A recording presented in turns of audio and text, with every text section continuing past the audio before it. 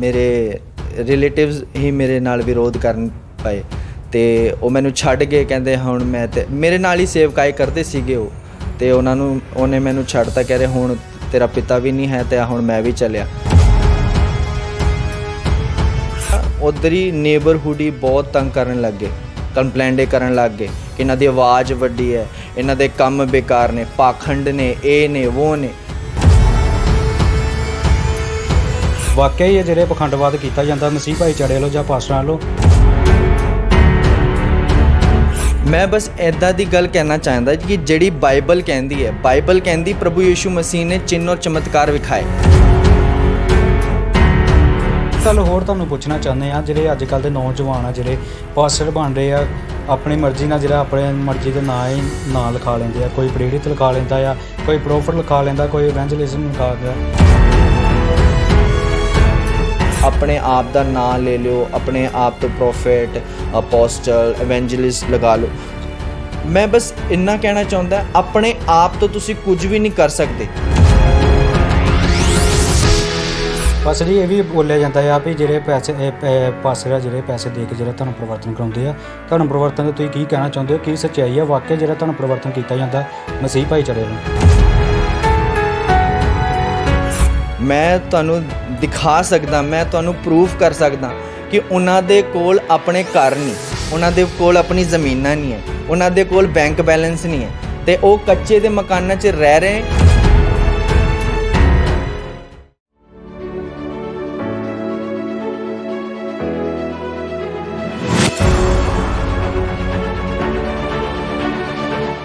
ਸਵਾਗਤ ਕਰਦੇ ਜੀ ਪੰਜਾਬ ਕ੍ਰਿਸਚਨ ਟਾਈਮ ਤੇ ਮੈਂ ਹਾਂ ਰਾਜਨ ਰੰਧਾਵਾ। ਪ੍ਰੋਗਰਾਮ ਲੈ ਕੇ ਹਾਜ਼ਰ ਹਾਂ, ਖਾਸ ਗੱਲਾਂ ਖਾਸ ਮੁਲਾਕਾਤ। ਸੋ ਅੱਜ ਅਸੀਂ ਤੁਹਾਡੀ ਮੁਲਾਕਾਤ ਪ੍ਰੋਫੈਟ ਜੈਕਬ ਜੀ ਨਾਲ ਕਰਵਾਉਣ ਜਾ ਰਹੇ ਹਾਂ। ਸੋ ਸਾਡੇ ਨਾਲ ਪਾਸਟਰ ਜੀ ਮੌਜੂਦ ਨੇ। ਸੋ ਆਓ ਉਹਨਾਂ ਦੇ ਨਾਲ ਗੱਲਬਾਤ ਕਰਨੇ ਔਰ ਜਾਣਦੇ ਉਹਨਾਂ ਦੇ ਜੀਵਨ ਦੇ ਵਿੱਚ ਪ੍ਰਭੂ ਨੇ ਕਿੱਦਾਂ ਅਦਭੁਤ ਕੰਮਾਂ ਨੂੰ ਕੀਤਾ ਔਰ ਪ੍ਰਭੂ ਅਦਭੁਤ ਰੀਤੀ ਦੇ ਨਾਲ ਉਹਨਾਂ ਨੂੰ ਚੰਡੀਗੜ੍ਹ ਦੇ ਵਿੱਚ ਜਿਹੜਾ ਇਸਤੇਮਾਲ ਕਰ ਰਹੇ ਆ। ਸੋ ਸਾਡੇ ਨਾਲ ਪਾਸਟਰ ਜੀ ਮੌਜੂਦ ਨੇ। ਸੋ ਆਓ ਗੱਲਬਾਤ ਕਰ ਲੈਂਦੇ ਹਾਂ। ਸਭ ਤੋਂ ਪਹਿਲਾਂ ਪਾਸਟਰ ਸਵਾਗਤ ਕਰਦੇ ਚੈਨਲ ਤੇ ਜੀ। सबको जय मसीह की। और मैं परमेश्वर का धन्यवाद देता हूँ इस समय के लिए परमेश्वर ने ठहराया, और मैं धन्यवाद देता हूँ इस चैनल का भी कि मैं इस माध्यम से आपसे बात कर पा रहा हूँ। ਪਾਸਟਰ ਜੀ ਸਭ ਤੋਂ ਪਹਿਲਾਂ ਤੁਸੀਂ ਦੱਸਿਓ ਵੀ ਤੁਸੀਂ ਸੇਵਕਾਈ ਕਿਸ ਜਗ੍ਹਾ ਤੇ ਕਰ ਰਹੇ ਹੋ? ये सेवकाई मेरी जो परमेश्वर ने जो भवन तैयार कराया है वो चंडीगढ़ में है, जो PGI के पीछे बैक साइड है। नया गांव एक पिंड है, उसमें ये चर्च है ਜੀ। ਪਾਸਟਰ ਜੀ ਸਾਡੇ ਦਰਸ਼ਕਾਂ ਨੂੰ ਦੱਸ ਦਿਓ, ਜਿਸ ਤਰ੍ਹਾਂ ਤੁਸੀਂ ਪ੍ਰਭੂ ਦੇ ਵਿੱਚ ਆਏ, ਕਿਹੜੀਆਂ ਤੁਹਾਨੂੰ ਮੁਸ਼ਕਲਾਂ ਦਾ ਸਾਹਮਣਾ ਕਰਨਾ ਪਿਆ? ਹਾਂਜੀ, ਜਦ ਮੈਂ ਪ੍ਰਭੂ ਨੇ ਮੈਨੂੰ ਚੁਣਿਆ ਤੇ ਉੱਥੋਂ 6 ਮਹੀਨੇ ਪਹਿਲੇ ਮੇਰੇ ਪਿਤਾ ਨੇ, ਮੇਰੇ ਆਤਮਿਕ ਪਿਤਾ ਅਪੋਸਟਲ ਡੈਨੀਅਲ ਜੀ ਨੇ ਮੇਰਾ ਅਭਿਸ਼ੇਕ ਕੀਤਾ ਤੇ ਫਰਵਰੀ 2022 ਨੂੰ ਮੇਰਾ ਅਭਿਸ਼ੇਕ ਹੋਇਆ ਸੀਗਾ। ਤੇ ਉੱਥੋਂ ਪਹਿਲੇ ਮੇਰੇ ਡੈਡੀ ਸੇਵਕਾਈ ਕਰ ਰਹੇ ਸੀਗੇ ਤੇ ਡੈਡੀ ਨੇ ਮੈਨੂੰ ਬੋਲਿਆ ਸੀਗਾ ਕਿ ਜਦ ਮੈਂ ਪ੍ਰੇਅਰ 'ਚ ਸੀਗਾ, ਪ੍ਰਭੂ ਨੇ ਮੈਨੂੰ ਆਪ ਕਹਿਤਾ ਕਿ ਤੂੰ ਭਵਿਸ਼ਕਤਾ ਬਣੇਗਾ। ਤੇ ਜਦ ਮੈਂ ਮੈਨੂੰ ਲੱਗਿਆ ਕਿ ਉਹ ਸ਼ੈਤਾਨ ਮੈਨੂੰ ਭਰਮਾ ਰਿਹਾ ਤੇ ਮੈਂ ਪ੍ਰਭੂ ਤੋਂ ਚਿੰਨ੍ਹ ਮੰਗਿਆ, ਜਿਵੇਂ ਯਹੋਸ਼ੂ ਨੇ ਚਿੰਨ੍ਹ ਮੰਗਿਆ ਸੀਗਾ। ਤੇ ਮੈਂ ਪ੍ਰਭੂ ਤੋਂ ਚਿੰਨ੍ਹ ਮੰਗਿਆ, ਜੇ ਤੂੰ ਇਹ ਮੇਰੇ ਨਾਲ ਗੱਲ ਕਰ ਰਿਹਾ ਤਾਂ ਮੈਨੂੰ ਚਾਹੀਦਾ ਕਿ ਤੂੰ ਮੇਰੇ ਆਤਮਿਕ ਪਿਤਾ ਨਾਲ ਕਹੇ। ਤੇ ਤੀਜੇ ਦਿਨ ਪ੍ਰਾਰਥਨਾ ਦੇ ਤੀਜੇ ਦਿਨ ਇਹ ਮੇਰੇ ਪਿਤਾ ਮੇਰੇ ਕੋਲ ਆਏ ਤੇ ਉਹਨੇ ਮੈਨੂੰ ਕਹਿਤਾ ਕਿ ਤੂੰ ਭਵਿਸ਼ਕਤਾ ਚੁਣਿਆ ਗਿਆ। ਤੇ ਉਹਦੇ ਬਾਅਦ ਸਭੀ ਜਾਣਦੇ ਨੇ ਮੇਰੇ ਸਪਿਰਿਚੁਅਲ ਫਾਦਰ ਦੀ ਡੈਥ ਹੋ ਗਈ ਸੀਗੀ। ਤੇ ਉਹਦੇ ਬਾਅਦ ਪ੍ਰਭੂ ਨੇ ਮੈਥੋਂ ਕੰਮ ਲੈਣੇ ਸ਼ੁਰੂ ਕਰਤੇ ਸੀਗੇ ਤੇ ਮੈਂ ਆਪ ਹੈਰਾਨ ਸੀਗਾ ਕਿ ਪ੍ਰਭੂ ਮੇਰੇ ਨਾਲ ਇੱਦਾਂ ਦੇ ਕੰਮ ਕਿਵੇਂ ਕਰ ਰਿਹਾ ਹੈ। ਤੇ ਮੈਂ ਜਦ ਪ੍ਰਾਰਥਨਾ 'ਚ ਜਾਂਦਾ ਸੀਗਾ ਤੇ ਪ੍ਰਭੂ ਮੈਨੂੰ ਕਹਿੰਦਾ, ਤੇਰਾ ਪਿਤਾ ਜਿਹੜਾ ਮੈਂ ਆਪਣੀ ਗੋਦ 'ਚ ਲੈ ਲਿਆ ਸੀਗਾ, ਮੈਂ ਆਪਣੀ ਗੋਦ 'ਚ ਲੈ ਲਿਆ ਤੇ ਹੁਣ ਤੂੰ ਕੰਮ ਕਰੇਗਾ। ਤੇ ਮੁਸ਼ਕਿਲਾਂ ਆਈਆਂ ਸੀਗਾ, ਬਹੁਤ ਮੁਸ਼ਕਿਲਾਂ ਨੇ, ਬਹੁਤ ਵਿਰੋਧ ਸੀਗਾ ਤੇ ਬਸ ਫੇਸ ਕਰ ਰਹੇ ਹਾਂ। ਬਸ ਪ੍ਰਭੂ ਦਾ ਨਾਂ ਲੈ ਕੇ ਪ੍ਰਭੂ ਕਹਿੰਦਾ ਤੂੰ ਮੇਰੇ 'ਤੇ ਵਿਸ਼ਵਾਸ ਕਰ, ਮੈਂ ਤੇਰੇ ਨਾਲ ਹਾਂ। ਮਨੁੱਖ 'ਤੇ ਵਿਸ਼ਵਾਸ ਨਹੀਂ, ਤੂੰ ਪ੍ਰਭੂ ਯਹੋਵਾ 'ਤੇ ਵਿਸ਼ਵਾਸ ਕਰ। ਤੇ ਅੱਜ ਤੁਹਾਡੇ ਸਾਹਮਣੇ ਹੀ ਹੈ ਸਭ ਕੁਝ। ਪਾਸਟਰ ਜੀ ਤੁਸੀਂ ਆਖਿਆ ਵੀ ਵਿਰੋਧ ਬੜੀ ਤਰ੍ਹਾਂ ਦਾ ਹੋਇਆ, ਕਿਸ ਤਰ੍ਹਾਂ ਦਾ ਜਿਹੜਾ ਵਿਰੋਧ ਹੋਇਆ? ਜਾਂ ਘਰਦਿਆਂ ਵੱਲੋਂ ਵਿਰੋਧ ਹੋਇਆ ਜਾਂ ਤੁਹਾਡਾ ਬਾਹਰੋਂ ਕਿਸੇ ਵਿਰੋਧ ਹੋਇਆ? ਸਭ ਤੋਂ ਪਹਿਲਾਂ ਵਿਰੋਧ ਮੇਰੇ ਰਿਸ਼ਤੇਦਾਰ ਦਾ ਹੀ ਹੋਇਆ। ਮੇਰੇ ਰਿਲੇਟਿਵਸ ਹੀ ਮੇਰੇ ਨਾਲ ਵਿਰੋਧ ਕਰਨ ਪਏ ਤੇ ਉਹ ਮੈਨੂੰ ਛੱਡ ਕੇ ਕਹਿੰਦੇ ਹੁਣ ਮੈਂ ਤੇ ਮੇਰੇ ਨਾਲ ਹੀ ਸੇਵਕਾਈ ਕਰਦੇ ਸੀਗੇ ਉਹ ਤੇ ਉਹਨੇ ਮੈਨੂੰ ਛੱਡਤਾ, ਕਹਿ ਰਹੇ ਹੁਣ ਤੇਰਾ ਪਿਤਾ ਵੀ ਨਹੀਂ ਹੈ ਤੇ ਹੁਣ ਮੈਂ ਵੀ ਚੱਲਿਆ। ਤੇ ਪ੍ਰਭੂ ਨੇ ਮੈਨੂੰ ਸਹਾਰਾ ਦਿੱਤਾ। ਤੇ ਉਹਦੇ ਬਾਅਦ ਜਦ ਮੈਂ ਹੋਰ ਬੜਿਆ ਤੇ ਜਿੱਧਰ ਮੈਂ ਚਰਚ ਲਾਂਦਾ ਉੱਧਰ ਹੀ ਨੇਬਰਹੁੱਡ ਹੀ ਬਹੁਤ ਤੰਗ ਕਰਨ ਲੱਗ ਗਏ, ਕੰਪਲੇਂਟੇ ਕਰਨ ਲੱਗ ਗਏ ਕਿ ਇਹਨਾਂ ਦੀ ਆਵਾਜ਼ ਵੱਡੀ ਹੈ, ਇਹਨਾਂ ਦੇ ਕੰਮ ਬੇਕਾਰ ਨੇ, ਪਾਖੰਡ ਨੇ, ਇਹ ਨੇ ਉਹ ਨੇ। ਬਟ ਪ੍ਰਭੂ ਨੇ ਮੈਨੂੰ ਹਮੇਸ਼ਾ ਸਾਹਸ ਦਿੱਤਾ ਤੇ ਮੈਂ ਸ਼ੁਕਰਗੁਜ਼ਾਰ ਕਰਨਾ ਚਾਹੁੰਦਾ ਗਵਰਨਮੈਂਟ ਦਾ ਵੀ, ਪੁਲਿਸ ਕਰਮਚਾਰੀਆਂ ਦਾ ਵੀ। ਉਹਨਾਂ ਨੇ ਬਹੁਤ ਸਪੋਰਟ ਕੀਤਾ ਤੇ ਬਸ ਵੱਧਦੇ ਜਾ ਰਹੇ ਹਾਂ ਪਰਮੇਸ਼ਰ ਦੀ ਹਜ਼ੂਰੀ ਵਿੱਚ। ਤੇ ਪ੍ਰਭੂ ਕਹਿੰਦਾ ਹੈ ਪ੍ਰੀਖਿਆ ਦਾ ਹੋਣਾ ਜ਼ਰੂਰੀ ਹੈ ਤੇ ਪ੍ਰੀਖਿਆ ਜਦ ਤੇ ਪ੍ਰੀਖਿਆ ਆਊਗੀ ਤੇ ਤੈਨੂੰ ਤੂੰ ਆਨੰਦ ਸਮਝ। ਬਸ ਮੈਂ ਆਨੰਦ ਹੀ ਕਰ ਰਿਹਾ ਪ੍ਰਭੂ ਦੀ ਹਜ਼ੂਰੀ ਵਿੱਚ। ये कब खत्म होएगा यार? हैं? पुस्तक पे पुस्तक पढ़ाई जा रहा है, बैठे हुए हैं कब से, कब खत्म होएगा ये? और जल्दी से प्रेयर शुरू हो जाए तो फिर चले। जचवाता है, आपके मनों को जचवाता है वो। हैं? बैठे बैठे मुझे चलते चलते कुछ नहीं हो रहा, तुम्हें बैठे बैठे दिक्कत है, पता है आपको? मुझे चलते हुए कितना टाइम हो गया, इधर से उधर से इधर हो गया, लेकिन तुम्हें बैठे बैठे दिक्कत है। तो मैं इसलिए ज्यादा प्रचार करता हूँ, मुझे प्रभु इसलिए ज्यादा वचन देता है कि इनके मनों को जांच ले कि कितनी नकम्मे संतानें बैठी हैं यहाँ पर, कितनी।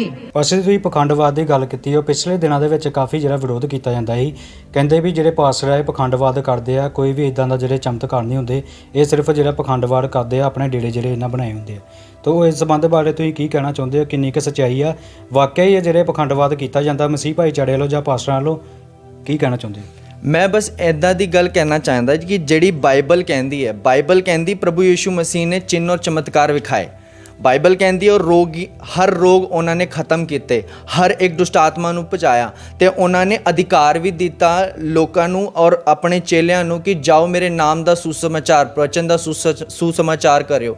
ਤੇ ਉਹਨਾਂ ਨੇ ਕਿਹਾ ਜਾਓ ਲੋਕਾਂ ਨੂੰ ਚੰਗਾ ਕਰੋ, ਦੁਸ਼ਟ ਆਤਮਾਵਾਂ ਨੂੰ ਨਿਕਾਲੋ, ਕੋੜੀਆਂ ਨੂੰ ਸ਼ੁੱਧ ਕਰ ਦਿਓ। ਤੇ ਆਪਾਂ ਬਿਬਲੀਕਲ ਹਾਂ, ਬਸ ਜੇ ਆਪਾਂ ਸੀਰੀਅਸ ਲੈ ਰਹੇ ਹਾਂ ਬਾਈਬਲ ਨੂੰ, ਆਪਾਂ ਸੀਰੀਅਸ ਲੈ ਰਹੇ ਹਾਂ ਵਚਨ ਨੂੰ, ਤੇ ਜਦ ਆਪਾਂ ਸੀਰੀਅਸ ਲੈਂਦੇ ਹਾਂ ਤਾਂ ਪ੍ਰਭੂ ਸਾਡੇ ਦੁਆਰਾ ਕੰਮ ਕਰਦਾ। ਪ੍ਰਭੂ ਯੀਸ਼ੂ ਮਸੀਹ ਨੇ ਕਹਿੰਦਾ ਜਿਹੜੇ ਕੰਮ ਮੈਨੇ ਕੀਤੇ ਉੱਥੋਂ ਵੱਖ ਤੁਸੀਂ ਕੰਮ ਕਰੋਗੇ, ਤੇ ਆਪਾਂ ਵੀ ਉਹੀ ਕੰਮ ਕਰ ਰਹੇ ਨੇ। ਤੇ ਬਟ ਲੋਕ ਜਿਨ੍ਹਾਂ ਨੇ ਬਾਈਬਲ ਨਹੀਂ ਪੜ੍ਹੀ, ਜਿਨ੍ਹਾਂ ਨੂੰ ਵਚਨ ਦੀ ਸਮਝ ਨਹੀਂ ਹੈ, ਜਿਹੜੇ ਲੋਕੀ ਨਹੀਂ ਜਾਣਦੇ ਪ੍ਰਭੂ ਕੀ ਕਰਦਾ ਹੈ, ਪ੍ਰਭੂ ਦਾ ਪ੍ਰੇਮ ਕੀ ਹੈ, ਉਹੀ ਇਹ ਲੋਕੀ ਪਾਖੰਡ ਕਹਿੰਦੇ ਨੇ। ਬਟ ਸਾਨੂੰ ਪਤਾ ਹੈ ਇਹ ਪ੍ਰਭੂ ਦਾ ਪ੍ਰੇਮ ਹੈ, ਇਹ ਪ੍ਰਭੂ ਦਾ ਛੁਟਕਾਰਾ ਹੈ। ਉਹ ਸਾਡੇ ਪਾਪਾਂ ਲਈ ਉਹ ਸੂਲੀ ਚੜ੍ਹਿਆ ਤੇ ਸਾਡੇ ਲਈ ਉਹਨੇ ਸਾਨੂੰ ਦਾਮ ਦੇ ਕਰ ਖਰੀਦਿਆ। ਇਹ ਆਪਾਂ ਜਾਣਦੇ ਹਾਂ, ਬਟ ਉਹ ਲੋਕੀ ਇਹ ਜਾਣਦੇ ਨਹੀਂ ਜਿਹਨਾਂ ਕੋਲ ਵਚਨ ਨਹੀਂ। ਤਾਂ ਮੈਂ ਸਾਰਿਆਂ ਨੂੰ ਇਹੀ ਚਾਹੁੰਦਾ ਜਦ ਇਹ ਵਚਨ ਬੜੇਗਾ, ਜਿੰਨਾ ਦਬਾਇਆ ਜਾਏਗਾ ਮਸੀਹ ਲੋਕਾਂ ਨੂੰ, ਇਹ ਵਚਨ ਉਨਾ ਹੀ ਵਧੇਗਾ। ਬਸ ਜੀ ਇਹ ਵੀ ਬੋਲਿਆ ਜਾਂਦਾ ਆ ਵੀ ਜਿਹੜੇ ਪਾਸਟਰ ਆ ਜਿਹੜੇ ਪੈਸੇ ਦੇ ਕੇ ਜਿਹੜਾ ਧਰਮ ਪਰਿਵਰਤਨ ਕਰਾਉਂਦੇ ਆ, ਧਰਮ ਪਰਿਵਰਤਨ ਦਾ ਤੁਸੀਂ ਕੀ ਕਹਿਣਾ ਚਾਹੁੰਦੇ ਹੋ? ਕੀ ਸੱਚਾਈ ਆ ਵਾਕਿਆ ਜਿਹੜਾ ਧਰਮ ਪਰਿਵਰਤਨ ਕੀਤਾ ਜਾਂਦਾ ਮਸੀਹ ਭਾਈਚਾਰੇ ਵੱਲੋਂ? ਇਹ ਪਰਫੈਕਟ ਐਗਜ਼ਾਮਪਲ ਨਾ ਦਾਸਾਂ ਦਾ। ਤੇ ਲੋਕੀ ਕਹਿੰਦੇ ਨੇ ਕਿ ਧਰਮ ਪਰਿਵਰਤਨ ਪੈਸੇ ਦੇ ਕੇ, ਮੈਂ ਤੁਹਾਨੂੰ ਦਿਖਾ ਸਕਦਾ, ਮੈਂ ਤੁਹਾਨੂੰ ਪ੍ਰੂਫ ਕਰ ਸਕਦਾ ਕਿ ਉਹਨਾਂ ਦੇ ਕੋਲ ਆਪਣੇ ਘਰ ਨਹੀਂ, ਉਹਨਾਂ ਦੇ ਕੋਲ ਆਪਣੀ ਜ਼ਮੀਨਾਂ ਨਹੀਂ ਹੈ, ਉਹਨਾਂ ਦੇ ਕੋਲ ਬੈਂਕ ਬੈਲੈਂਸ ਨਹੀਂ ਹੈ, ਤੇ ਉਹ ਕੱਚੇ ਦੇ ਮਕਾਨਾਂ 'ਚ ਰਹਿ ਰਹੇ। ਔਰ ਲੋਕੀ ਕੀ ਕਹਿੰਦੇ, ਇਹ ਪੈਸੇ ਦੇ ਕੇ। ਜੇ ਤੁਹਾਡੇ ਕੋਲ ਵੀ ਹੈਗਾ ਕੋਈ ਬੰਦਾ ਤੇ ਮੇਰੇ ਕੋਲ ਲਿਆਓ, ਮੈਨੂੰ ਦੇ ਦਿਓ 2-4 ਹਜ਼ਾਰ 2-4 ਲੱਖਾਂ, ਤਾਂ ਮੈਂ ਵੀ ਦੇਖੂੰ ਕਿਹੜਾ ਧਰਮ ਪਰਿਵਰਤਨ ਕਰ ਲੈਂਦਾ। ਮੈਂ ਤਾਂ ਨਹੀਂ ਕੀਤਾ, ਮੇਰੇ ਤਾਂ ਕੋਲ ਕੋਈ ਨਹੀਂ ਆਇਆ। ਬਟ ਮੈਂ ਆਪ ਵੀ ਆਪਣੀ ਵੀ ਟੈਸਟ, ਮੈਂ ਆਪ ਵੀ ਕਿਰਾਏ ਦੇ ਮਕਾਨ 'ਤੇ ਰਹਿ ਰਿਹਾ, ਮੇਰਾ ਵੀ ਆਪਣਾ ਰੈਂਟ 'ਤੇ ਘਰ ਹੈਗਾ। ਤੇ ਬਟ ਮੈਂ ਇੰਨਾ ਜਾਣਦਾ ਇਹ ਜਿਹੜੇ ਵੀ ਪੈਸੇ ਵੈਸੇ ਵਾਲੀ ਗੱਲ ਹੁੰਦੀ ਹੈ, ਇਹ ਪ੍ਰੋਪਰਟੀ ਵਾਲੀ ਗੱਲ ਹੁੰਦੀ ਹੈ, ਪੈਸੇ ਇਹ ਲਾਲਚ ਵਾਲੀ ਗੱਲ ਹੁੰਦੀ ਹੈ, ਜੇਕਰ ਹੋ ਸਕਦੀ ਤਾਂ ਤੁਹਾਡੇ ਕੋਲ ਬਹੁਤ ਕੁਝ ਹੈਗਾ, ਪ੍ਰੂਫ ਕਰ ਸਕਦੇ ਹੋ। ਹੁਣੇ ਤੱਕ ਵੀ ਅੱਜ ਦੀ ਵੀ ਰਿਪੋਰਟ ਹੈਗੀ, ਅੱਜ ਦੀ ਵੀ ਰਿਪੋਰਟ ਹੈ, all over India, all over world ਕੋਈ ਇੱਕ ਪਰਸਨ ਨਹੀਂ ਮਿਲਿਆ ਕਿ ਕੋਈ ਧਰਮ ਪਰਿਵਰਤਨ ਕੀਤਾ ਹੋਵੇ। ਕੋਈ ਵੀ ਨਹੀਂ ਦਿਖਿਆ, ਕੋਈ ਵੀ ਐਵੀਡੈਂਸ ਨਹੀਂ, ਕੋਈ ਵੀ ਟੈਸਟਮਨੀ ਨਹੀਂ ਹੈਗੀ ਕਿ ਪੈਸੇ ਲੈ ਕੇ ਖਰੀਦਿਆ, ਪੈਸੇ ਲੈ ਕੇ। ਇਹ ਸਾਰੇ ਫੇਕ ਐਵੀਡੈਂਸ ਨੇ। ਬਟ ਪ੍ਰਭੂ ਨੇ ਸਾਨੂੰ ਕਿਹਾ ਸੇਂਤ ਮਿਹਨਤ ਤੁਸੀਂ ਲਿਆ, ਸੇਂਤ ਮਿਹਨਤ ਦਿਓ। ਮਤਲਬ ਮੈਂ ਤੁਹਾਨੂੰ ਸਾਮਰਥ ਦਿੱਤਾ ਹੈ, ਫ੍ਰੀ 'ਚ ਸਾਮਰਥ ਦਿੱਤਾ ਹੈ, ਤੁਸੀਂ ਫ੍ਰੀ 'ਚ ਕੰਮ ਕਰਨੇ। ਤੇ ਪ੍ਰਭੂ ਆਪਣੇ ਵਚਨ 'ਚ ਕਹਿੰਦਾ ਉਹ ਆਪ ਗਰੀਬ ਨੇ, ਦਾਸਾਂ ਨੂੰ ਕਹਿੰਦਾ ਉਹ ਆਪ ਗਰੀਬ ਨੇ, ਲੇਕਿਨ ਉਹਨਾਂ ਦੇ ਕੋਲ ਉਹ ਸਾਮਰਥ ਮੈਂ ਦਿੱਤਾ ਹੋਇਆ ਜੋ ਦੂਜਿਆਂ ਨੂੰ ਅਮੀਰ ਕਰ ਦਿੰਦੇ। ਬਟ ਬਸ ਇਹ ਸਾਰੀ ਵੱਖਰੀ ਗੱਲ ਹੁੰਦੀ ਹੈ। ਲੋਕੀ ਇਹ ਸਮਝ ਲੈਂਦੇ ਆ ਕਿ ਇਹਨਾਂ ਦੇ ਕੋਲ ਲੋਕੀ ਨੇ, ਇਹਨਾਂ ਦੇ ਲੋਕ ਇਹ ਹੈ ਤੇ ਇਹਨਾਂ ਦੇ ਕੋਲ ਪੈਸਾ ਵੱਖਰਾ ਹੈ। ਤੇ ਤੁਸੀਂ ਆਓ ਸਾਡੇ ਚਰਚ ਆਓ, ਅਸੀਂ ਵਿਖਾਵਾਂਗੇ ਕਿ ਆਪਾਂ ਕਰਦੇ ਕੀ ਹਾਂ, ਆਪਾਂ ਕਿੰਨੀ ਚੈਰਿਟੀ ਕਰਦੇ ਹਾਂ, ਆਪਾਂ ਕਿੰਨੀ ਹੈਲਪ ਕਰਦੇ ਹਾਂ, ਆਪਾਂ ਆਪਣੀ ਸੈਲਰੀਆਂ ਵੀ ਯੂਜ਼ ਕਰਦੇ ਹਾਂ। ਇਹ ਮੇਰੀ ਟੈਸਟਮਨੀ ਵੀ ਹੈਗੀ। ਬਸ ਜੀ ਇੱਕ ਤੁਹਾਡੇ ਵੱਲੋਂ ਜਿਹੜੀ ਫਾਊਂਡੇਸ਼ਨ ਬਣਾਈ ਗਈ ਆ ਉਹਦੇ ਬਾਰੇ ਥੋੜ੍ਹੀ ਜਾਣਕਾਰੀ ਦਿਓ। ਕੀ ਜਿਹੜੇ ਉਪਰਾਲੇ ਉਹ ਫਾਊਂਡੇਸ਼ਨ ਵੱਲੋਂ ਜਿਹੜੇ ਤੁਹਾਡੇ ਵੱਲੋਂ ਜਿਹੜੇ ਕੀਤੇ ਜਾਂਦੇ ਆ? ਤੇ ਅਪੋਸਟਲ ਡੈਨੀਅਲ ਫਾਊਂਡੇਸ਼ਨ ਇਸ ਫਾਊਂਡੇਸ਼ਨ ਦਾ ਨਾਂ ਹੈਗਾ ਤੇ ਚਰਚ ਦਾ ਨਾਮ ਦ church of touch by the Holi spirit ਹੈ। ਤੇ ਇਹ ਫਾਊਂਡੇਸ਼ਨ ਮੇਰੇ ਪਿਤਾ ਨੇ ਹੀ ਚਲਾਈ ਸੀਗੀ ਤੇ ਮੇਰੇ ਆਤਮਿਕ ਪਿਤਾ ਨੇ ਚਲਾਈ ਸੀਗੀ ਤੇ ਉਹਨਾਂ ਦਾ ਇਹੀ ਮਾਈਂਡਸੈਟ ਸੀਗਾ ਤੇ ਕਿ ਆਪਾਂ ਰੂਹਾਂ ਬਚਾਉਣੀਆਂ ਤੇ ਉਹਨਾਂ ਦੇ ਨਾਲ ਆਪਾਂ ਬਹੁਤ ਸੇ ਕੰਮ ਕਰਨੇ।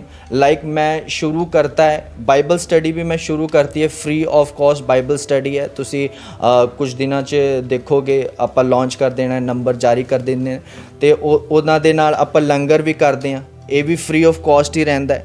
ਤੇ ਦੂਜੀ ਗੱਲ ਜਦ ਸਰਦੀਆਂ ਆਉਂਦੀਆਂ ਆਪਾਂ ਕੱਪੜੇ ਵੀ ਵੰਡਦੇ ਨੇ ਤੇ ਇਹ ਸਾਰਾ ਚੈਰਿਟੀ ਦਾ ਕੰਮ ਹੈ।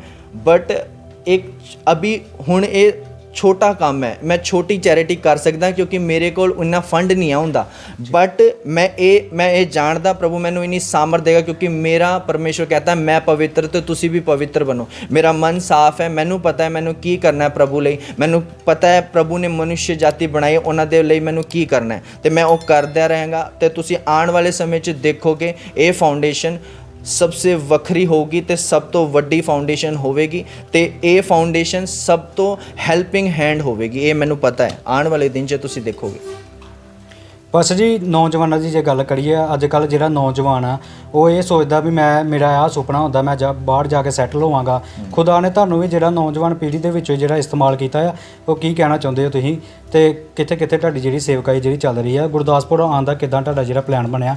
ਅੱਜ ਅਸੀਂ ਵੀ ਤੁਹਾਡੇ ਨਾਲ ਜਿਹੜੀ ਰਾਬਤਾ ਕਾਇਮ ਕੀਤੀ ਹੈ, ਥੋੜ੍ਹਾ ਇਸ ਬਾਰੇ ਥੋੜ੍ਹਾ ਦੱਸ। ਹਾਂ, ਸਭ ਤੋਂ ਪਹਿਲੇ ਮੈਂ ਯੂਥ ਲਈ ਕਹਿਣਾ ਚਾਹੁੰਦਾ ਕਿ ਮੇਰਾ ਵੀ ਡ੍ਰੀਮ ਕੁਝ ਹੋਰ ਸੀਗਾ। ਮੇਰਾ ਡ੍ਰੀਮ ਸੀਗਾ ਮੈਂ ਬਾਲੀਵੁੱਡ ਸਿੰਗਰ ਬਣਾ ਜੀ ਤੇ ਬਾਲੀਵੁੱਡ ਸਿੰਗਰ ਤੇ ਮੈਂ ਬਹੁਤ ਪ੍ਰੈਕਟਿਸ ਕੀਤੀ, ਬਹੁਤ ਕੁਝ ਕੀਤਾ ਬਟ ਨਹੀਂ ਹੋਇਆ। ਤੇ ਫਿਰ ਉਧਰ ਮੈਂ ਇੱਕ ਪ੍ਰੈਕਟੀਸ਼ਨਰ ਵੀ ਹੈਗਾ, ਮੈਨੂੰ ਮੈਡੀਸਨ ਦੀ ਬਹੁਤ ਨੌਲੇਜ ਹੈ, ਫਾਰਮੇਸੀ ਦੀ ਬਹੁਤ ਨੌਲੇਜ ਹੈ ਮੈਨੂੰ ਤੇ ਮੈਂ ਉਧਰ ਵੀ ਜਾਣ ਦੀ ਬਹੁਤ ਕੋਸ਼ਿਸ਼ ਕੀਤੀ ਬਟ ਉਧਰ ਵੀ ਨਾਕਾਮਯਾਬ। ਲੋਕੀ ਮੈਨੂੰ ਕਹਿੰਦੇ ਦਵਾਈ ਦੇ ਕੰਮ 'ਚ ਤੁਸੀਂ ਫੇਲ ਹੋ ਹੀ ਨਹੀਂ ਸਕਦੇ ਬਟ ਮੈਂ ਆਪ ਫੇਲ ਹੋਇਆ। ਫਿਰ ਮੈਂ BPO ਇੰਡਸਟਰੀ 'ਚ ਚਲਾ ਗਿਆ। BPO ਇੰਡਸਟਰੀ ਮੈਂ 5-6 ਸਾਲ ਕੰਮ ਕੀਤਾ ਤੇ ਉਧਰ ਵੀ ਨਹੀਂ।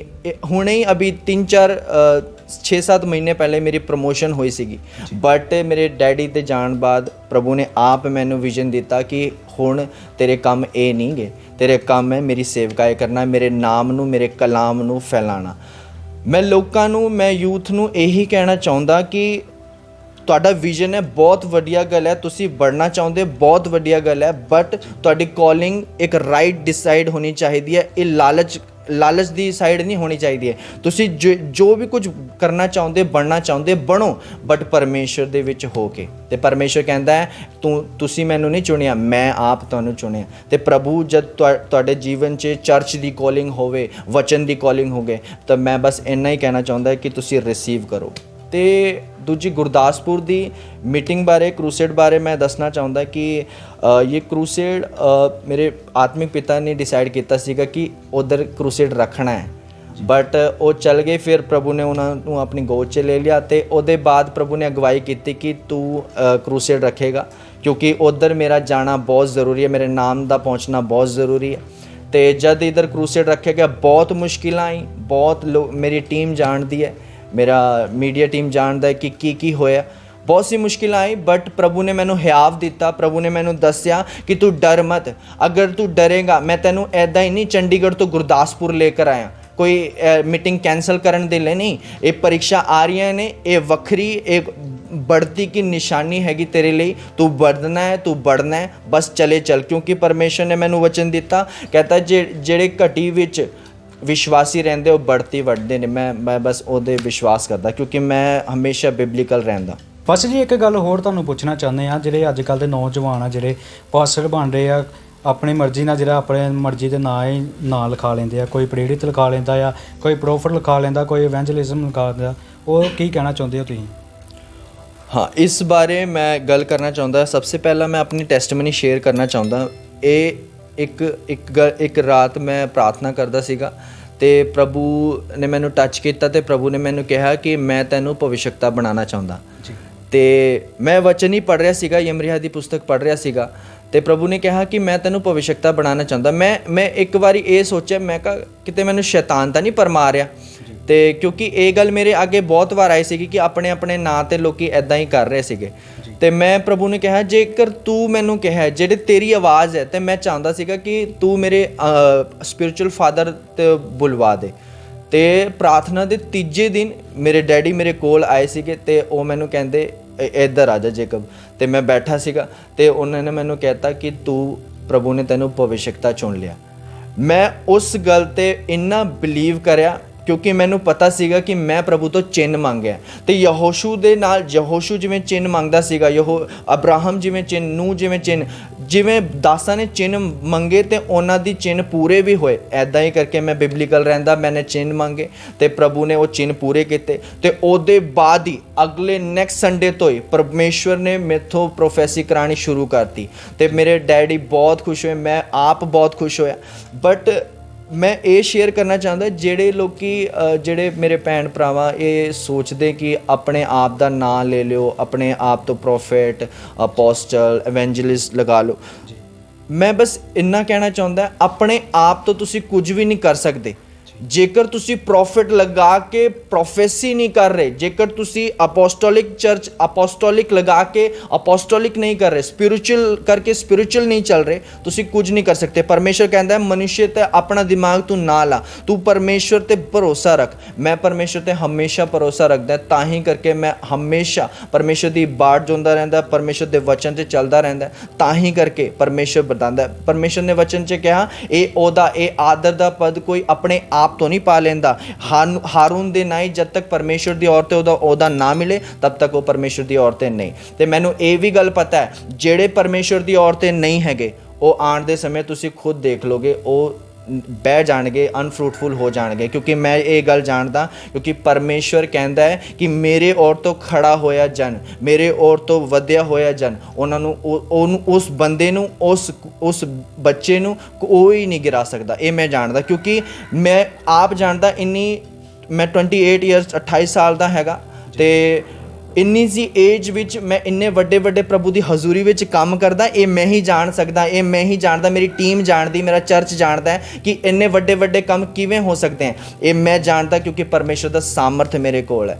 ਤੁਸੀਂ ਨਾਂ ਲਾ ਕੇ, ਤੁਸੀਂ ਪ੍ਰੋਫਿਟ ਲਾ ਕੇ, ਅਪੋਸਟਲ ਲਾ ਕੇ ਕੁਝ ਨਹੀਂ ਕਰ ਸਕਦੇ ਜਦ ਤੱਕ ਪਰਮੇਸ਼ਵਰ ਦਾ ਆਪ ਦੀ ਆਵਾਜ਼, ਆਪ ਦਾ ਪ੍ਰਕਾਸ਼ਨ ਤੁਹਾਡੇ ਕੋਲ ਨਹੀਂ, ਤਦ ਤੱਕ ਤੁਸੀਂ ਕੁਝ ਨਹੀਂ ਕਰ ਸਕਦੇ ਜੀ। ਤਾਂ ਜਿਸ ਤਰ੍ਹਾਂ ਤੁਸੀਂ ਚਰਚ ਸਟਾਰਟ ਕੀਤਾ ਹੈ ਉਦੋਂ ਕਿੰਨੇ ਲੋਕਾਂ ਤੋਂ ਤੁਸੀਂ ਜਿਹੜੀ ਆਪਣੀ ਸੇਵਕਾਈ ਸਟਾਰਟ ਕੀਤੀ?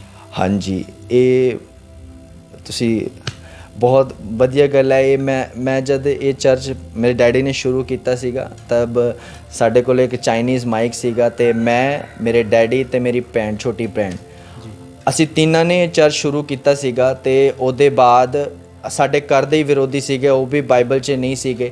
ਬਟ ਮੇਰੇ ਆਤਮਿਕ ਪਿਤਾ ਨੇ ਬਹੁਤ ਸੰਘਰਸ਼ ਕੀਤਾ, ਬਹੁਤ ਪ੍ਰਾਰਥਨਾ ਕੀਤੀ ਤੇ ਮੈਂ ਵੀ ਆਪ ਵੀ ਡੀਮੋਟੀਵੇਟ ਹੀ ਸੀਗਾ ਕਿ 3 ਲੋਕ ਦੀ ਕਲੀਸਿਆ ਕੀ ਹੋ ਗਈ, 3 ਲੋਕ ਕੀ ਕਰਨ ਸਕੇ, ਕੁਝ ਨਹੀਂ ਹੋ ਸਕਦਾ। ਮੈਂ ਆਪ ਵੀ ਡੀਮੋਟੀਵੇਟ ਰਹਿੰਦਾ ਸੀਗਾ। ਬਟ ਪਰਮੇਸ਼ਰ ਕਹਿੰਦਾ ਅਗਵੇ ਦਾ ਹੋਣਾ ਬਹੁਤ ਜ਼ਰੂਰੀ ਹੈ, ਅਗਵੇ ਦੀ ਅਗਵਾਈ ਹੋਣਾ ਬਹੁਤ ਜ਼ਰੂਰੀ ਹੈ। ਤੇ ਮੈਂ ਉਹਨਾਂ ਦੀ ਅਗਵਾਈ 'ਚ ਚੱਲਦਾ ਸੀਗਾ ਤੇ 3 ਤੋਂ 6 ਹੋ ਗਏ, 6 ਤੋਂ 90, 90 ਤੋਂ 100, 200 ਪਤਾ ਨਹੀਂ ਕਿੰਨੇ ਹੋ ਗਏ।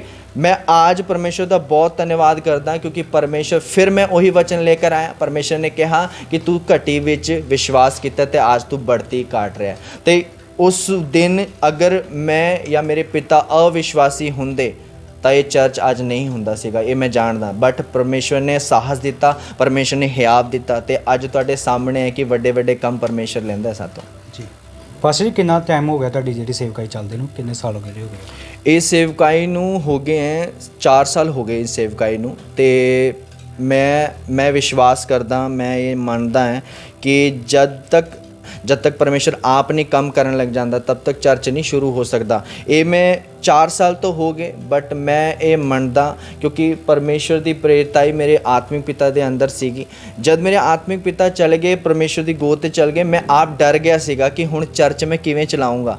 ये 4 साल तो हो गए, ਹੁਣ ਕਿਵੇਂ ਮੈਂ ਚਰਚ ਚਲਾਊਂਗਾ, ਹੁਣ ਕਿਵੇਂ ਚਰਚ ਵਧੂਗਾ। ਬਟ ਪਰਮੇਸ਼ਰ ਨੇ ਕਿਹਾ ਕਿ ਮੁਝ ਪਰ ਤੂੰ ਵਿਸ਼ਵਾਸ ਰੱਖ, ਮੇਰੇ ਉੱਤੇ ਤੂੰ ਵਿਸ਼ਵਾਸ ਰੱਖ, ਤੇਰਾ ਅਗਵਾ ਹੁਣ ਮੈਂ ਹੈਗਾ। ਇਹ भुल जा, ये फॉरगट कर दे, एवरीथिंग फॉरगट कर दे। तू ये मत सोच कि मैं तेरे नाल नहीं, या तेरा आत्मिक पिता तेरे तो दूर चल गया, हुण तेरी अगवाई नहीं होएगी, मैं तेरे नाल आ, मैं तेरे आप गल करदा। ते जद मेरे नाल ये गल्लां बातां परमेश्वर दे नाल होई, परमेश्वर ने मैनू भरिया ते परमेश्वर ने मैनू सिखाया कि ये 4 साल की सेवकाई नहीं होगी, ये 400 नहीं 4000 अनेक गुना दी सालां दी सेवकाई हो जाऊगी। तो उस तक तो प्रभु ही आ जाऊगा, आपां ओदी बाढ़ जो रहे।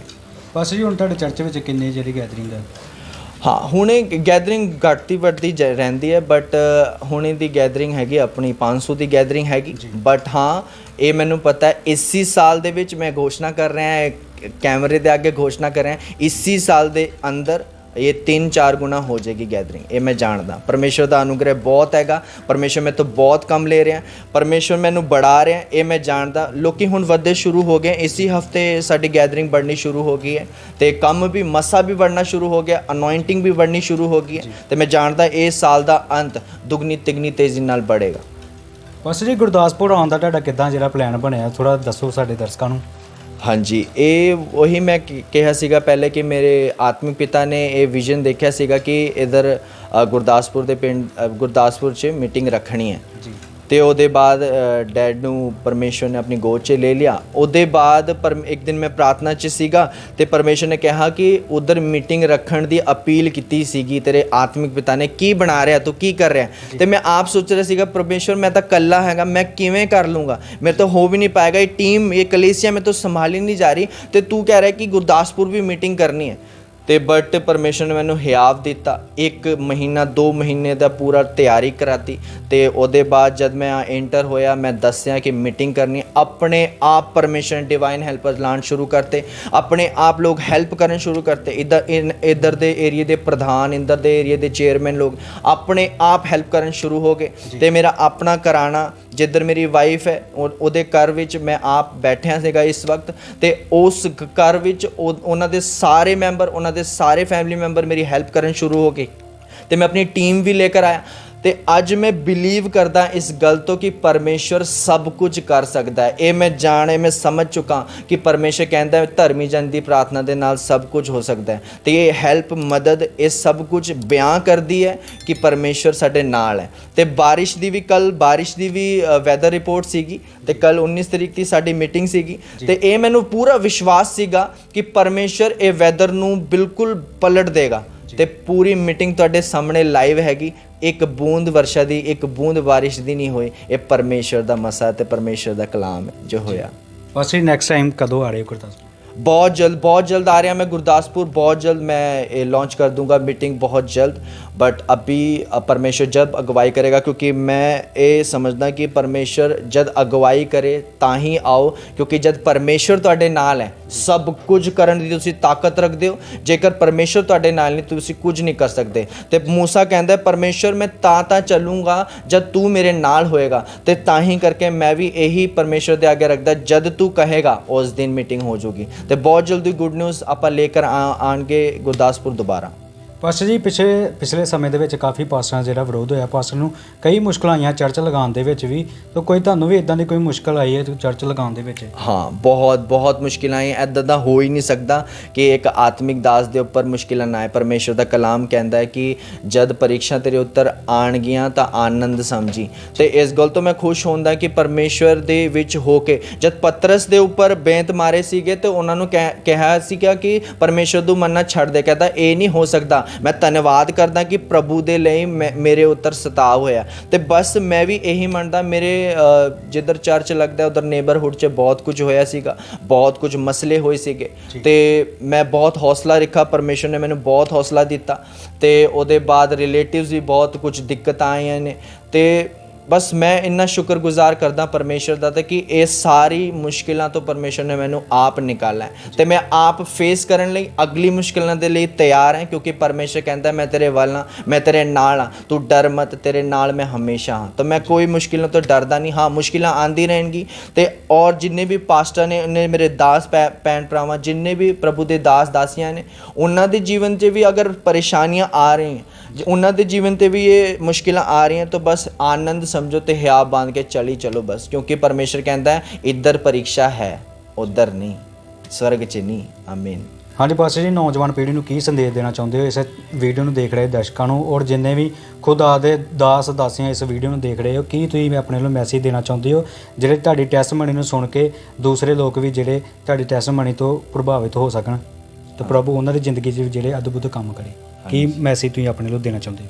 ਬਸ ਮੈਂ ਇਹੀ ਮੈਸੇਜ ਦੇਣਾ ਚਾਹੁੰਦਾ, ਜੇਕਰ ਤੁਸੀਂ ਇਹ ਮੰਨਦੇ ਹੋ ਕਿ ਪ੍ਰਭੂ ਯਿਸੂ ਮਸੀਹ ਪਰਮੇਸ਼ਵਰ ਦਾ ਪੁੱਤਰ ਹੈ, ਉਹਨੇ ਸਾਡੇ ਵਾਸਤੇ ਆਪਣਾ ਲਹੂ ਬਹਾਇਆ, ਉਹ ਸਾਡੇ ਵਾਸਤੇ ਕਰੂਸ ਤੇ ਟੰਗਿਆ ਗਿਆ, ਉਹ ਸਾਡੇ ਵਾਸਤੇ ਮਰਿਆ ਤੇ ਤੀਸਰੇ ਦਿਨ ਜੀ ਉਠਿਆ, ਉਹ ਸਾਡੇ ਵਾਸਤੇ ਗਿਆ ਸਵਰਗ ਤੇ ਨਇਆ ਯਰੂਸ਼ਲਮ ਬਣਾ ਰਿਹਾ, ਉਹ ਸਾਡੇ ਵਾਸਤੇ ਆਏਗਾ। ਜੇਕਰ ਤੁਸੀਂ ਇੱਕ ਵਚਨ ਤੇ ਵਿਸ਼ਵਾਸ ਰੱਖਦੇ ਹੋ ਤਾਂ ਮੈਂ ਕਹਿ ਰਿਹਾ ਇਹ ਸੰਸਾਰ ਤੇ ਤੁਸੀਂ ਕਾਬੂ ਪਾ ਸਕਦੇ ਹੋ। ਕੋਈ ਵੀ ਮੁਸ਼ਕਿਲਾਂ ਇਸ ਸੰਸਾਰ ਤੇ ਤੁਹਾਨੂੰ ਨਹੀਂ ਆ ਸਕਦੀਆਂ ਨੇ। ਤੇ ਦੂਜੀ ਇੱਕ ਗੱਲ ਸਭ ਤੋਂ ਵੱਖਰੀ ਇਹ ਗੱਲ ਹੈ ਕਿ ਜੇਕਰ ਤੁਸੀਂ ਪਰਮੇਸ਼ਵਰ ਦੀ ਸੇਵਕਾਈ ਕਰਨਾ ਚਾਹੁੰਦੇ ਹੋ, ਜੇਕਰ ਤੁਸੀਂ ਪਰਮੇਸ਼ਵਰ ਦੇ ਕੰਮ ਕਰਨਾ ਚਾਹੁੰਦੇ ਹੋ ਤੇ ਬਿਨਾਂ ਲੋਭ ਦੇ ਕਰਿਓ ਤੇ ਬਿਨਾਂ ਪੈਸੇ ਪੂਸੇ ਦੇ ਲਾਲਚ ਦੇ ਆਕਰ ਮਤ ਕਰਿਓ, ਪਰਮੇਸ਼ਵਰ ਦੀ ਸਪਿਰਿਚੁਅਲ ਗਾਈਡੈਂਸ ਦੇ ਵਿੱਚ ਆ ਕੇ ਕਰਿਓ। ਕਿਉਂਕਿ ਲੋਕਾਂ ਦਾ ਮੈਂ ਦੇਖਿਆ, ਲੋਕਾਂ ਦਾ ਬਹੁਤ ਐਲੀਗੇਸ਼ਨਸ ਲੱਗਦੇ ਨੇ ਕਿ ਇਹਨਾਂ ਦੇ ਕੋਲ ਕੋਈ ਕੰਮ ਨਹੀਂ ਹੈਗਾ ਤੇ ਚਲੋ ਚਰਚ ਖੋਲ ਲਿਓ। ਤੇ ਮੈਂ ਉਹਨਾਂ ਸਾਰਿਆਂ ਨੂੰ ਵੀ ਇਹ ਕਹਿਣਾ ਚਾਹੁੰਦਾ, ਚਰਚ ਜੇਕਰ ਅਸੀਂ ਚਰਚ ਇਹ ਲਾਲਚ ਦੇ ਵਿੱਚ ਖੋਲ ਰਹੇ ਤਾਂ ਤੁਸੀਂ ਵੀ ਖੋਲ ਕੇ ਦਿਖਾ ਦਿਓ, ਤੁਸੀਂ ਵੀ ਇਹ ਕਰਕੇ ਦਿਖਾ ਦਿਓ। ਇੱਕ ਵਾਰ ਤੁਸੀਂ ਖੜ ਕੇ ਦਿਖਾ ਦਿਓ ਚਰਚ 'ਤੇ, ਪ੍ਰਾਰਥਨਾ ਕਰਕੇ ਦਿਖਾ ਦਿਓ, ਤੁਹਾਨੂੰ ਮੈਂ ਮੰਨ ਜਾਣਗਾ। ਤੇ ਆਪਾਂ ਪਰਮੇਸ਼ਰ ਨੇ ਕਿਹਾ ਦਾਸਾਂ ਦੁੱਗਣੇ ਆਦਰ ਦੇ ਯੋਗ ਹੈ, ਐਸੇ ਹੀ ਨਹੀਂ ਪਰਮੇਸ਼ਰ ਨੇ ਇਹ ਗੱਲ ਕੀਤੀ ਹੈ। ਪਰਮੇਸ਼ਰ ਕਹਿੰਦਾ ਹੈ ਕਿ ਦੁੱਗਣੇ ਆਦਰ ਦੇ ਅਗਰ ਇਹ ਉਹ ਯੋਗੇ ਹੈਗੇ ਤਾਂ ਪਰਮੇਸ਼ਰ ਨੇ ਸਾਨੂੰ ਸਾਮਰਥ ਵੀ ਦਿੱਤਾ ਹੈ। ਤੇ ਮੈਂ ਗੱਲ ਇਹ ਵੀ ਕਹਿਣਾ ਚਾਹੁੰਦਾ ਹੈ ਕਿ ਜਿੰਨੇ ਵੀ ਇਹ ਲੋਭ ਦਾ ਮਸਲਾ ਹੈਗਾ, ਜਿੰਨਾ ਵੀ ਲਾਲਚ ਦਾ ਮਸਲਾ ਹੈਗਾ, ਇਹਨਾਂ ਨੂੰ ਪਾਸੇ ਹੀ ਰੱਖਿਓ। ਬਸ ਲਾਲਚ ਰੱਖਿਓ ਤਾਂ ਪਰਮੇਸ਼ਰ ਦੀ ਹਜ਼ੂਰੀ ਦਾ, ਲੋਭ ਰੱਖਿਓ ਤਾਂ ਪਰमेश्वर ਦੇ मसा ਦਾ, जस्ट और कुछ नहीं। बहुत बहुत धन्यवाद पास्टर जी गलबात करने। सबको जय मसीह की मैं धन्यवाद देता हूँ परमेश्वर की जीवित हजूरी के लिए, और मैं धन्यवाद देता हूँ इस टीम का भी जिसने ये इंटरव्यू लिया है। मैं धन्यवाद देता हूँ। जय मसीह की। ਸੋ ਗੱਲਬਾਤ ਕੀਤੀ ਹੈ ਪਾਸਟਰ ਜੈਕਬ ਜੀ ਨਾਲ, ਉਹਨਾਂ ਆਪਣੇ ਜੀਵਨ ਦੀ ਗਵਾਹੀ ਨੂੰ ਜਿਹੜਾ ਤੁਹਾਡੇ ਤੱਕ ਜਿਹੜੇ ਪਹੁੰਚਾਇਆ ਵਾ। ਤੁਸੀਂ ਵੀ ਇਸ ਗਵਾਹੀ ਨੂੰ ਸੁਣ ਕੇ ਆਪਣੀ ਜ਼ਿੰਦਗੀ ਨੂੰ ਬਦਲ ਸਕਦੇ ਹੋ। ਔਰ ਪਾਸਟਰ ਜੀ ਉਹਨਾਂ ਦੱਸਿਆ ਕਿ ਜਦੋਂ ਆਪਾਂ ਸੇਵਕਾਈ ਸਟਾਰਟ ਕੀਤੀ ਸੀ 3 ਜਾਂ 4 ਬੰਦਿਆਂ ਤੋਂ ਜਿਹੜੀ ਸੇਵਕਾਈ ਸਟਾਰਟ ਕੀਤੀ ਸੀ। ਸੋ ਅੱਜ ਪ੍ਰਭੂ ਦਾ ਇਹਨਾਂ ਦੇ ਉੱਤੇ ਵੱਡਾ ਫਜ਼ਲ ਹੈ। ਇਹਨਾਂ ਦੇ ਚਰਚ ਦੇ ਵਿੱਚ 500-600 ਜਿਹੜੇ ਲੋਕ ਚਰਚ ਦੇ ਵਿੱਚ ਆ ਰਹੇ ਆ। ਔਰ ਪਾਸਟਰ ਜੀ ਉਹਨਾਂ ਦੀ ਇੱਕ ਮੇਨ ਗੱਲ ਹੋਰ ਵੀ ਦੱਸੀ ਜੀ ਕਿ ਮੇਰਾ ਸੇਵਕਾਈ ਦੇ ਵਿੱਚ ਆਉਣ ਦਾ ਬਿਲਕੁਲ ਵੀ ਜਿਹੜਾ ਰੀਜ਼ਨ ਨਹੀਂ ਸੀ, ਮੈਂ ਫਿਲਮੀ ਐਕਟਰਾਂ ਦੇ ਵਿੱਚ ਜਾਣਾ ਚਾਹੁੰਦਾ ਸੀ, ਫਿਲਮਾਂ ਕਰਨਾ ਚਾਹੁੰਦਾ ਸੀ। ਫਿਰ ਵੀ ਪ੍ਰਭੂ ਨੇ ਇਹਨਾਂ ਨੂੰ ਇਸਤੇਮਾਲ ਕੀਤਾ, ਔਰ ਅੱਜ ਪ੍ਰਭੂ ਇਹਨਾਂ ਨੂੰ ਚੰਡੀਗੜ੍ਹ ਦੇ ਵਿੱਚ ਹਰ ਇੱਕ ਜਗ੍ਹਾ ਤੇ, ਪੰਜਾਬ ਦੇ ਹਰ ਇੱਕ ਜਗ੍ਹਾ ਦੇ ਵਿੱਚ ਪ੍ਰਭੂ ਇਹਨਾਂ ਨੂੰ ਜਿਹੜਾ ਇਸਤੇਮਾਲ ਕਰ ਰਹੇ ਆ। ਸੋ ਅਗਲੀ ਵੀਡੀਓ ਲੈ ਕੇ ਹੋਰ ਹਾਜ਼ਰ ਹੋਵਾਂਗੇ ਨਵੇਂ ਗਵਾਹ ਦੇ ਨਾਲ। ਸੋ ਮੈਂ ਰਾਜਨ ਰੰਧਾਵਾ, ਪੰਜਾਬ ਕ੍ਰਿਸਚਨ ਟਾਈਮ, ਗੁਰਦਾਸਪੁਰ।